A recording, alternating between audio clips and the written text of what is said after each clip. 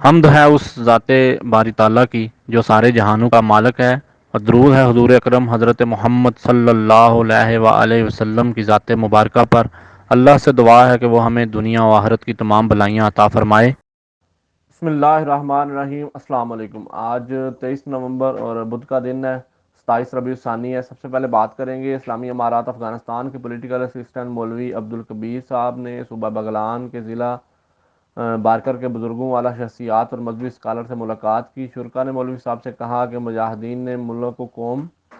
کو آزاد کروانے کے لیے اور اسلامی نظام کو لانے کے لیے بہت ساری قربانیاں دی ہیں، اور ہم اس نظام کو محفوظ رکھنے کے لیے ہر قسم کی قربانی دینے سے دریغ نہیں کریں گے۔ اس ملاقات میں شرکا نے اپنے علاقے کے مسائل، ضرورتیں اور کچھ مشورے مولوی صاحب کے ساتھ شیئر کیے۔ مولوی عبدالکبیر صاحب نے ان کا شکریہ ادا کیا اور ان کے ساتھ مکمل تعاون کا یقین دلوایا۔ اسلامی امارات کے لوگوں کو پرسکون کرنا اور ان کی مشکلات کو حل کرنا اپنی ڈیوٹی سمجھتے ہیں۔ مولوی صاحب نے کہا کہ آپ لوگ اسلامی نظام کو مضبوط بنانے کے لیے اپنی کاوشیں جاری رکھیں، اور یقین دلواتا ہوں کہ اسلامی امارات کے دروازے تمام ہم وطنوں کے لیے ان کی مشکلات سننے اور حل کرنے کے لیے ہر وقت کھلے ہیں۔ اسلامی امارات کے جنرل اسٹیٹ ڈائریکٹر ڈاکٹر ملا عبدالوسی صاحب نے International Committee of the Red Cross کے نمائندہ اور وفد سے ملاقات کی۔ اس کمیٹی کے انٹرنیشنل ہیڈ مارٹن شوپ اور وفد نمائندہ گان کی ہیڈ ایوا فلن بھی شامل تھی، اور کمیٹی نمائندگان نے اسلامی امارات کی طرف سے ان کی سرگرمیوں میں تعاون کرنے پر شکریہ ادا کیا۔ اس ملاقات میں کمیٹی سربراہ نے کہا کہ اس وقت تمام تر بین الاقوامی توجہ یوکرائن پر ہے، لیکن ہم اور میں افغانستان کے مسائل کو دیکھنا چاہتا ہوں تاکہ انٹرنیشنل کمیونٹی کو اس کے بارے میں بتایا جائے اور اس کے بارے میں پیغام دیا جائے تاکہ مزید بہتری سے افغانستان کے تمام تر اداروں میں کام کیا جائے۔ اس کے علاوہ انہوں نے کہا کہ ہماری تنظیم اسلامی امارات کی حکومت آنے کے بعد اس ملک سے نہیں گئی، حالانکہ دوسرے تمام تر ادارے افغانستان سے اپنا کام ختم کر کے واپس چلے گئے، لیکن ہماری تنظیم نے اپنا کام دگنا کر دیا۔ اس کے علاوہ انہوں نے بتایا کہ شعبہ صحت، تعلیم اور دوسرے فلاح و بہبود کے اداروں میں جو اپنی خدمات پیش کر رہے ہیں۔ مولوی صاحب نے ان کا شکریہ ادا کیا اور کہا کہ آپ کی خدمات کو سراہتے ہیں اور آپ سے مزید امید رکھتے ہیں کہ آپ ہمارے تمام تر معاملات میں ملک کی فلاح و بہبود میں کام کریں گے اور ہر معاملے میں حکومت آپ کے ساتھ تعاون کرے گی۔ اس موقع پر مولوی صاحب نے کہا کہ ایک قلم کا صحیح استعمال اور غلط استعمال دونوں ہے، لیکن یہ منحصر ہے کہ جس کے ہاتھ میں وہ اس کا کس طرح استعمال کرتا ہے۔ آج کل کچھ لوگ ہمارے خلاف منفی پراپیگنڈا کر رہے ہیں اور اس پراپیگنڈے کو منفی طور پر شیئر کر رہے ہیں، اور اسی طرح دنیا کو ہمارے خلاف غلط خبریں دے رہے ہیں، اور دنیا کو چاہیے کہ وہ مثبت کامیابیوں اور صحیح حقائق پر اپنی آنکھیں بند نہ کرے اور ہمارے ملک کے تمام تر مسائل اور تمام تر ہماری اچیومنٹ کو اچھی نظر سے دیکھے۔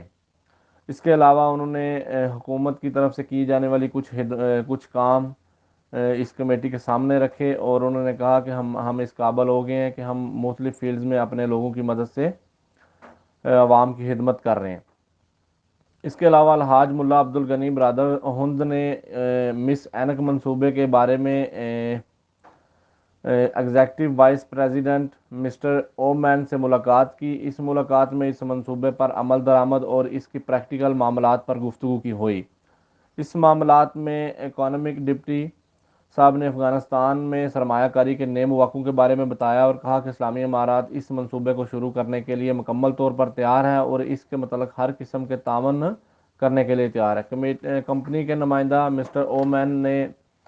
ملا صاحب کی طرف سے اس منصوبے کی شروعات کے لیے کی جانے والی کاوشوں پر ان کا شکریہ ادا کیا اور بتایا کہ اینک ایریا میں سے تمام تر قدیم اشیاء کی منتقلی کا آغاز کر دیا گیا اور بہت جلد یہ کام اختتام کو پہنچ جائے گا اور منصوبے پر کام کا باقاعدہ آغاز کر دیا جائے گا۔ اینک ایریا صوبہ کابل کے ساؤتھ ایسٹ کی طرف صوبہ لوگر میں 100 کلومیٹر پر پھیلا ہوا ہے، اور یہ ایریا وہاں جہاں پہ بدھا کے مجسمے تھے، اس جگہ پر دنیا کا دوسرے نمبر سے سب سے زیادہ پائے جانے والا کوپر ہے، اور اس منصوبے کے آغاز سے افغانستان کو بہت زیادہ آمدنی حاصل ہوگی جو کہ اس ملک کی معاشی حالت میں ریڑھ کی ہڈی کا کردار ادا کرے گی۔ منسٹری آف فائنانس کہ departments of small taxpayer نے بتایا کہ اسلامی امارات کی طرف سے چھوٹے کاروباری حضرات اور دکانداروں پر 1.5% سے 0.5% ٹیکس کم کرنے کے باوجود بھی ادارے نے اس سال زیادہ ٹیکس اکٹھا کیا ہے، جو کہ پچھلے سال کی نسبت زیادہ ہے۔ اس ٹیکس کو کم کرنے کا مقصد ملک میں چھوٹے کاروباری حضرات کو کاروبار کرنے کی طرف راغب کرنا اور ان کی حوصلہ افزائی کرنا ہے۔ ادارے نے بتایا کہ انہوں نے پچھلے 8 ماہ میں 1.599 بلین افغانی چھوٹے کاروباری حضرات سے ٹیکس وصول کیا ہے۔ Ministry of Transport and Aviation کے ادارے transportation service organisation and supply نے لوڈر گاڑیوں کی کمپنی مالکان سے میٹنگ کی، جس کا مقصد شہر اور مضافاتی علاقوں میں سامان کی منتقلی کرنے والی گاڑیوں کا کرایہ فکس کرنا ہے اور ان کے متعلق تمام معاملات پر گفتگو ہوئی، مشاورت اور ان کو اعتماد میں لیا گیا۔ اس میٹنگ میں تقریباً 30 سے زائد پرائیویٹ کمپنیوں نے شرکت فرمائی اور ان سے ان تمام معاملات کے بارے میں مشاورت اور انفارمیشن لی گئی تاکہ کرائے کا مکمل طور پر ایک میوچل انڈرسٹینڈنگ سے ایک بل بنایا جائے جس پر تمام لوگوں کو اتفاق ہو۔ اس موقع پر ادارے نے بتایا کہ اس بل کا حتمی فیصلہ متعلقہ ایجنسی سے بات چیت کر کے حتمی بل شائع کیا جائے گا۔ منسٹری آف ہائر ایجوکیشن کے منسٹر شیخ ندا محمد ندیم صاحب اپنے ایسٹ نارتھ ایریا کے دورے پر ہیں، جہاں پر آج انہوں نے قندوز یونیورسٹی کا دورہ کیا، یونیورسٹی کے سٹاف سے ملاقات کی اور اس دوران انہوں نے یونیورسٹی اسٹوڈنٹ سے خطاب بھی کیا۔ انہوں نے کہا کہ آپ نے مستقبل میں افغانستان کے تمام معاملات کو سنبھالنا ہے، تعلیم کے حصول کے لیے، سائنسی علوم کو سیکھنے کے لیے اور اپنے علم کو بڑھانے کے لیے بھرپور محنت کریں، اور کہا کہ سالوں بعد ہمارا ملک آزاد اور محفوظ بنا ہے، اس لیے ضروری ہے کہ ان مواقع سے فائدہ اٹھائیں اور دن رات محنت کر کے اپنے آپ کو پروفیشنل بنائیں تاکہ آپ اپنے آپ کو ملک کی خدمت کرنے کے قابل بنا سکیں۔ اس کے علاوہ انہوں نے کہا کہ اسٹوڈنٹ سے وعدہ کرتا ہوں کہ اپنے ملک کے تمام بچوں کو اعلیٰ تعلیم فراہم کریں گے جو کہ اعلیٰ کوالٹی کے سانچے کی بنیادوں پر ہوگی۔ اس کے علاوہ انہوں نے اسٹوڈنٹس اور سٹاف کے مسائل کو سنا اور متعلقہ حکام کو ان کے